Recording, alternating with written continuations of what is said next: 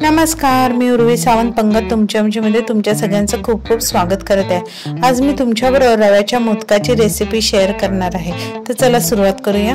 आता मोदकासाठी इथे मी एका भांड्यात 1 चमचा एवढं तूप टाकून त्याच्यात 1.5 वाटी एवढं किसलेला नारळ आणि पाऊण वाटी एवढा चिरलेला गूळ घालून एकत्रच आपल्याला व्यवस्थित इथे मिक्स करून घ्यायचं। आता इथे थोडं पाव चमचा मीठ ऍड करून आपल्याला गूळ वितळेपर्यंत आपल्याला हे चून चांगलं शिजवून घ्यायचं आहे। आता तुम्ही इथे बघू शकता चून आपलं शिजलेलं आहे। आता ह्याच्यात मी वेलची जायफळ पूड, काजूची पावडर आणि चारोळी घालून व्यवस्थित आपल्याला ते परतून घ्यायचं आहे। आता इथे आपलं हे चून तयार झालेलं आहे। आता रव्याची उकड काढण्यासाठी मी 1 ग्लास पाणी, पाव चमचा मीठ आणि 1 चमचा तूप घालून पाण्याला चांगली उकळी आणायला द्यायची आहे। आता इथे बघू शकता तुम्ही पाण्याला चांगली उकळी फुटलेली आहे। आता इथे मी 1 ग्लास भरून जाड रवा घेतलेला आहे, तुम्ही बारीक रवा सुद्धा वापरू शकता। आता इथे एका हाताने रवा घालत दुसऱ्या हाताने आपल्याला तो ढवळत राहायचा आहे। असे केल्यामुळे त्या रव्याच्या पाण्यामध्ये गुठळा होणार नाही।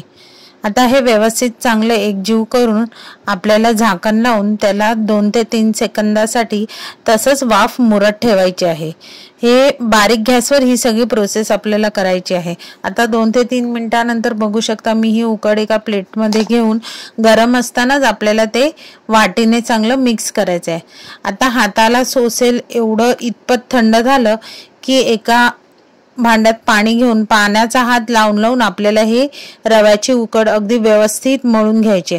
आता तुम्ही बघू शकता इथे मी उकड व्यवस्थित मळून घेतली आहे। मळून झालेल्या पिठाला आपण थोडं तूप लावून पुन्हा एकदा आपल्याला ही रव्याची उकड चांगली व्यवस्थित मळून घ्यायचे।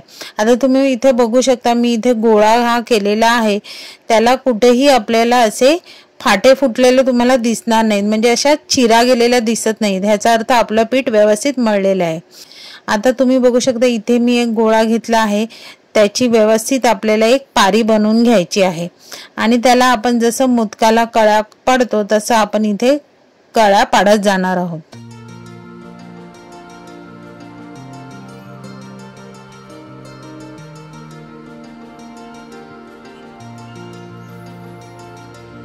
आता इथे 1 ते 1.25 चमचा एवढं मी इथे सारण भरलेलं आहे आणि व्यवस्थित मोदक आपल्याला सर्व बाजूनी बंद करून घ्यायचा आहे आणि त्याचं व्यवस्थित टोक आपल्याला घट्ट बंद करायचं आहे। तुम्ही बघू शकता अगदी तांदळाच्या पिठासारख्याच ह्या रव्याच्या मोदकालाही कळ्या पडलेल्या आहेत। फक्त एक लक्षात ठेवायचं, प्रत्येक वेळेला गोळा घेताना आपल्याला तो दोन्ही हाताने अगदी व्यवस्थित मळून घ्यायचा आहे, जेणेकरून आपली ती मोदकाची पात आहे ती फुटणार नाही। आता इथे एक नेवरी सुद्धा मी तुम्हाला करून दाखवली आहे।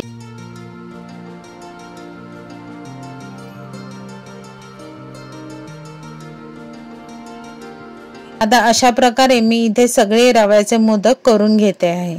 आता रव्याचे मोदक उकडण्यासाठी एका भांड्यात पाणी ठेवून मी हळदीची पानं घातली आहेत, त्याच्यावर हे मोदक आपल्याला स्टीम करायला ठेवायचे आहेत। फक्त इथे मोदक उकडताना लक्षात ठेवा की आपल्याला मोदक उकडण्याचा टाइम हा फक्त 8 मिनिटाचाच ठेवायचा आहे। 8 मिनिटाच्या वर जर तुम्ही मोदक उकडले तर ते मोदक फाटू शकतात। तर आता हे बघा, हे मोदक 8 मिनिटांनंतर उकडून मस्त अगदी सुंदर दिसत आहेत। वरती लावलेल्या केशरमुळे त्याचा रंगही किती सुरेख आलेला आहे आणि तुपाची धार सोडून आपल्या बाप्पासाठी हे मोदक तयार झालेले आहेत। तुम्हाला आता इथे मी एक मोदक बघा कापून दाखवते, अगदी तांदळाच्या पिठासारखाच मऊ, लुसलुशीत आणि एकदम भरलेला आहे। तर यंदाच्या गणेश चतुर्थीला तुम्ही माझी ही रव्याच्या मोदकाची रेसिपी नक्की करून बघा। रेसिपी आवडली तर रेसिपीला लाईक करा, शेअर करा, कमेंट करा। चॅनलवर नवीन असाल तर चॅनलला सबस्क्राईब करा आणि नवीन व्हिडिओच्या नोटिफिकेशनसाठी बेल आयकॉनला प्रेस करायला विसरू नका। तोपर्यंत मस्त मस्त राहा।